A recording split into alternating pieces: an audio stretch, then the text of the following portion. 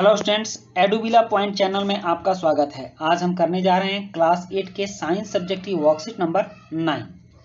बच्चों, ये वर्कशीट हम लोग आज सूक्ष्म जीवों के हानिकारक प्रभाव के बारे में पढ़ने वाले हैं।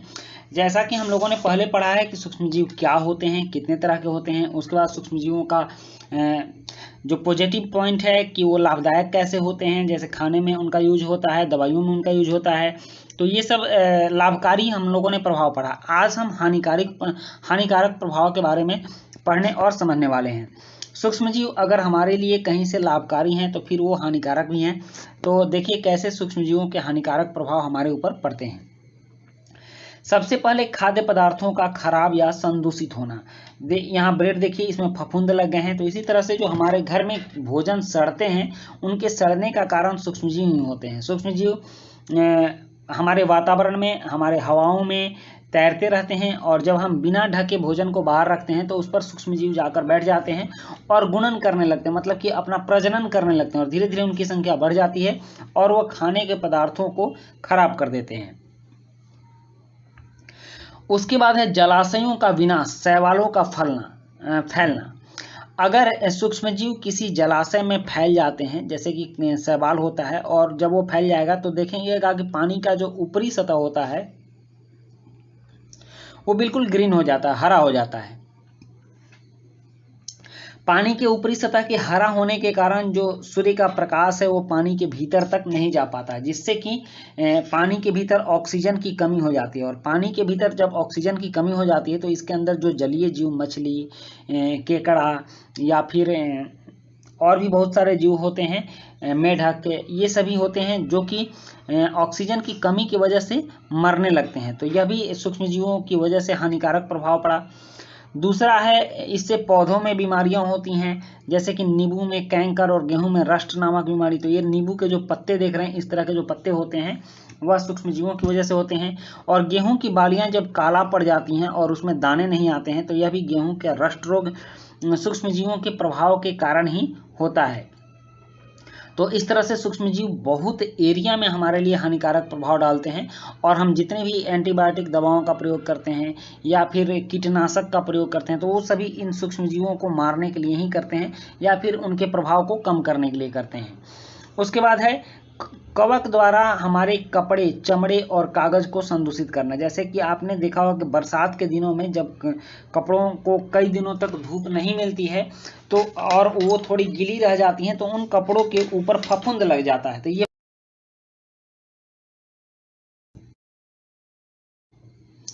सूक्ष्मजीव ही होते हैं, मतलब कपड़ों पर फफूंद लगना सूक्ष्मजीवों का प्रभाव होता है। जैसे कि आप यहाँ चमड़े के बैग पर फफूंद लगना देख सकते हैं। तो इस तरह से बहुत सारी चीज़ें सूक्ष्मजीवों की वजह से खराब होती हैं। दूसरी सबसे अलग बात जो है वो ये है, मानव और अन्य जंतुओं में बीमारी जैसे मलेरिया, टीबी, टाइफाइड इत्यादि का होना। हैजा हो जाता है। तो इस तरह से बहुत सारी बीमारियां सूक्ष्म जीवों से होती हैं। आप यहाँ देख रहे हैं किस तरह से इसको डायरिया हो गया है या उल्टी कर रहा है, और यहाँ बच्चा है जो कि टाइफाइड से पीड़ित है और इसको ऑक्सीजन दिया जा रहा है या बीमार है। तो ये सभी बीमारियां सूक्ष्म जीवों से ही होती हैं। यहाँ तक कि जो वायरस होते हैं वो भी सूक्ष्म जीव होते हैं। तो आज जो आपका स्कूल कोरोना वायरस की वजह से बंद है, यह उस सूक्ष्म जीव का ही प्रभाव है। अब आप कहेंगे कि इतना छोटा सूक्ष्म जीव और इतनी पूरी दुनिया पर कैसे वो अपना असर दिखाता है। तो बच्चों, जब बीमारियां आती हैं, सूक्ष्म जीवों के प्रभाव से होने वाली संक्रामक बीमारियां जो कि एक दूसरे से फैलती हैं, तो वो बीमारियां बहुत ज़्यादा मात्रा में लोगों को अपने चपेट में लेती हैं।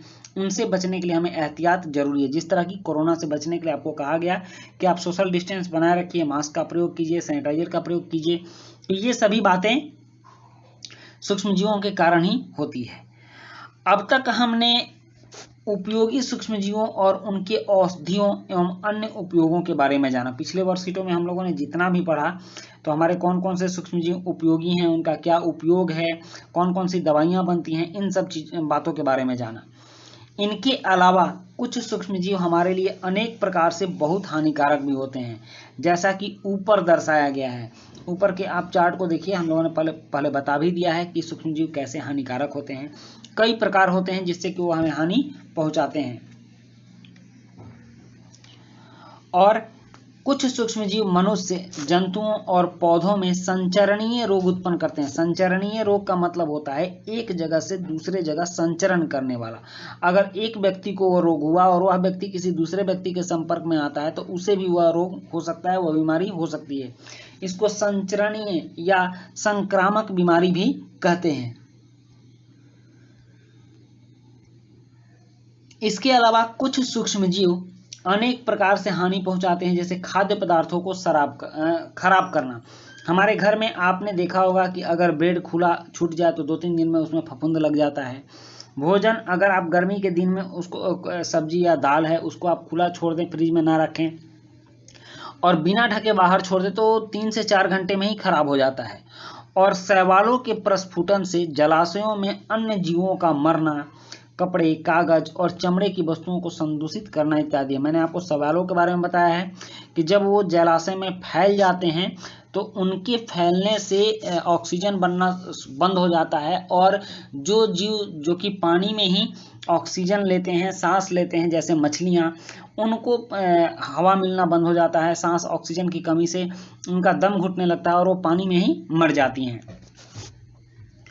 तो रोग उत्पन्न करने वाले सूक्ष्मजीव रोगाणु कहलाते हैं और यह एक संक्रमित व्यक्ति से स्वस्थ व्यक्ति में संक्रमित रक्त, हवा, पानी, भोजन, रोग वाहकों द्वारा या सीधे संपर्क में आने से फैलते हैं।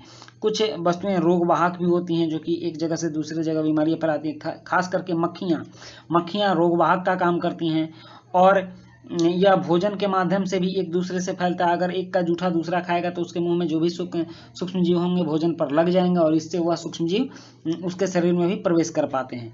उसके बाद पानी से फैलता है, हवा से भी फैलता है और संक्रमित रक्त चढ़ाने से भी रोग फैलता है। तो बच्चों, ये हम लोगों ने सूक्ष्मजीवों से हानिकारक प्रभाव को जाना। अब कुछ प्रश्न है, जैसे कि सूक्ष्मजीवों के कोई 3 हानिकारक प्रभाव लिखिए। भोजन को ढक कर रखने की सलाह क्यों दी जाती है? रोगाणु किन्हें कहते हैं? यह संक्रमित व्यक्ति से स्वस्थ व्यक्ति तक कैसे फैलते हैं? सूक्ष्मजीवों से होने वाली 2 बीमारियों के नाम लिखिए। तो चलिए अब इन प्रश्नों का उत्तर करते हैं। प्रश्न 1, सूक्ष्मजीवों के कोई 3 हानिकारक प्रभाव लिखिए। जैसे कि सूक्ष्मजीवों के 3 हानिकारक प्रभाव निम्नलिखित हैं। सूक्ष्मजीव जलाशयों में फैलकर अन्य जलीय जीवों के लिए खतरा बन जाते हैं। दूसरा, सूक्ष्मजीव खाद्य पदार्थों को दूषित कर देते हैं। तीसरा, सूक्ष्मजीव मानव और अन्य जंतुओं में बीमारी फैलाते हैं।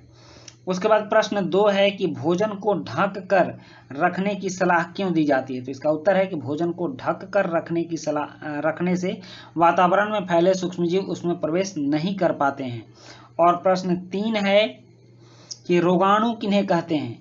यह संक्रमित व्यक्ति से स्वस्थ व्यक्ति तक कैसे फैलते हैं? तो इसका उत्तर है कि रोग उत्पन्न करने वाले सूक्ष्मजीव को रोगाणु कहते हैं। यह संक्रमित व्यक्ति से स्वस्थ व्यक्ति में संक्रमित रक्त, हवा, पानी, भोजन, रोग वाहकों द्वारा या सीधे संपर्क में आने से फैलते हैं। प्रश्न 4 है कि सूक्ष्मजीवों से होने वाली 2 बीमारियों के नाम लिखिए। तो इसका उत्तर है सूक्ष्मजीवों से होने वाली 2 बीमारियां निम्नलिखित हैं, मलेरिया तथा टाइफाइड। तो बच्चों, ये थी आपकी साइंस की वर्कशीट और वर्कशीट नंबर 19 था ये। तो इसी के साथ ये वर्कशीट कंप्लीट होती है। वीडियो अच्छी लगी हो तो लाइक, सब्सक्राइब, कमेंट जरूर कीजिएगा। मिलते हैं नेक्स्ट वीडियो में। Thank you.